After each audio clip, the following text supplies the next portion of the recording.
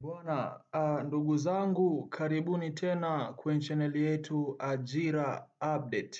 Na ni muda mrefu hatujaongea, ni muda mrefu hatuja posti makala yoyote inayohusiana na ajira.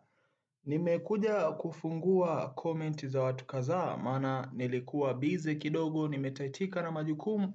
Nimefungua comment za watu kadhaa na wanasema kwamba ajira vipi, mbona zinachelewa?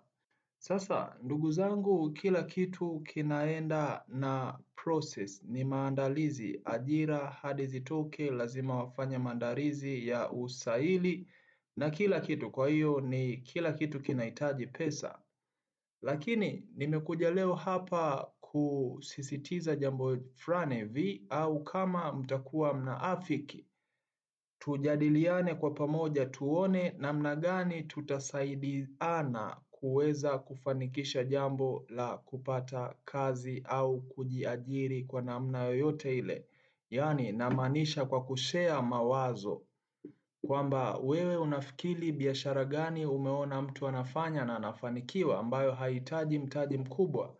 Kwa hiyo ninatamani sana tutafute kipindi ambacho tutakuwa tunazungumzia ajira za kujiajiri wenyewe kwanza, maana hizi ajira za kusubiri, mara nyingi unapokisubiri kitu basi huwa kinachelewa. Tujitahidi tuweze kutafuta mbinu ambayo itatufanya tuweze kujiajiri wenyewe.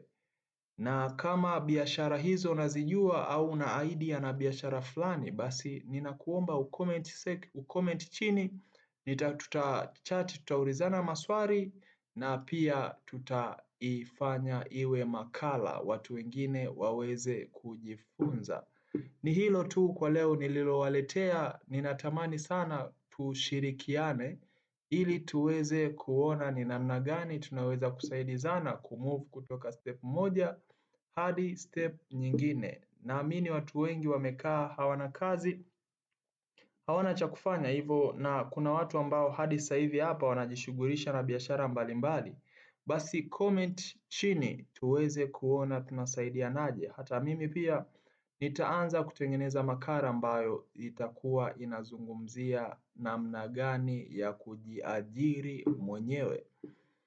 Ninasema yote haya sio kwamba nikukatishe tamaa kwamba ajira hazitakuwepo, hapana. Ajira lazima ziwepo, lakini ni ngumu sana kukaa unasubiri ajira alafu una uwezo wa kutafuta alternative nyingine ambayo hata kama ukipata ajira basi unakuwa una ujuzi mwingine nje na ajira. Asante sana kwa kunisikiliza, lakini kama umenielewa nilichokiongea, kutane kwenye comment section. Ciao.